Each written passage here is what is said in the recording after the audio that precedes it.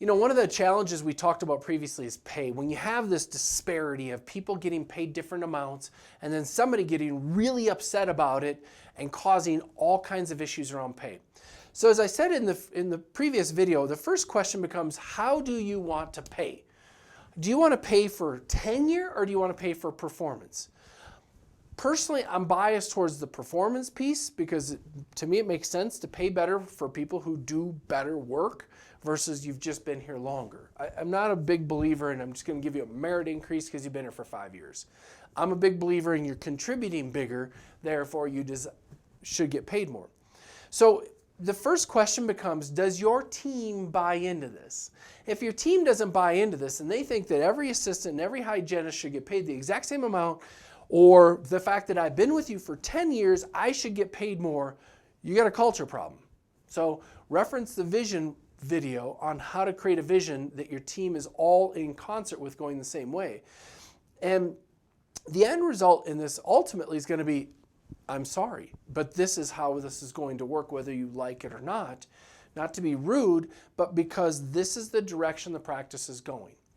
I'm a big believer, whether you agree with it or not, in compensation is commensurate to contribution. So, and that doesn't mean that, I guess it does mean someone who contributes dollars coming into your practice, i.e. maybe a hygienist, probably gets paid more than someone who is a sterilization tech. It's not that the sterilization tech's job's not important, it is important, but that job is going to pay less. It's just a market reality. And the reason why it's a reality is because the hygienist is contributing more in the terms of revenue and had to get more education. So having clarity and confidence around even having this conversation, I think is the first thing that you've got to understand. The second thing I would suggest is doing some research to understand what is market value in your area. You might know this off the top of your head, but if you don't, do some research. And the research is easy to do. All you gotta do is go look for ads of people who are posting positions for these jobs to see what is average pay in the area. Because maybe you haven't hired someone in so long that you don't know what the pay rate has become over time. So having the market research so you can have the confidence to say, hey, this is market rate. And if they decide to go look and fact check you, you know you're going to be correct in that, is going to give you the confidence to stand in front of the team and go, this is what I pay. Not because I'm a cheapo, but because I believe this is a fair wage for what we're doing here. And then I think the next key relative to pay is to provide a pathway to potentially earn more. Now, whether or not you do that in the form of bonuses or spiffs or whatever sort of extra stuff is up to you, or whether you do it on an individual basis to where they can earn more because they contribute more.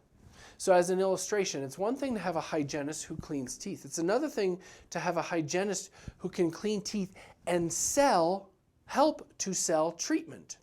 To me, that would be worth more. I would be willing to pay more. So what I'm a big believer in is give them a pathway to influence their future because you as a business owner are doing better. You can't give raises just because they've been here for 5 years if the business is struggling to pay the bills. It doesn't make sense. Sometimes the employees don't always understand that because they're not a business owner and they don't understand what it's like to have to pay the bills. They just think they've been there long enough they should get a raise.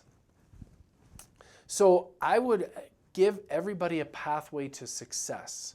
I would make sure though that the starting place for equal performance is similar. If you play favorites and you end up hiring somebody else in because for whatever reason you really want to hire that person and you pay that person more for the same level of performance, you're going to create an issue, a legal issue for one and a morale issue for two.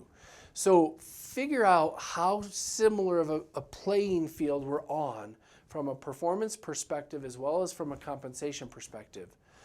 Now, the last challenge in this is a legal one. And the legal challenge is that it used to be able to say, you could say, hey, I don't want you guys talking about pay, and if you do, you're going to get in trouble. But I'm pretty sure a law passed fairly recently, I don't want to quote it and misspeak and be wrong, that made it to where you can't do that. Check your state, because I don't remember if this is a federal thing or a state thing, but check your state to see if that does impact you, because again, there are legal pitfalls in this space, as I alluded to earlier, of hiring people with dissimilar pay but yet similar performance. There's a bunch of legal issues that you might want to consult an attorney on to make sure that you don't go and get into any hot water. And you'll find that I'm not trying to give you any legal advice here, because I don't claim to be an attorney, and I certainly don't claim to know the labor laws in your specific geography.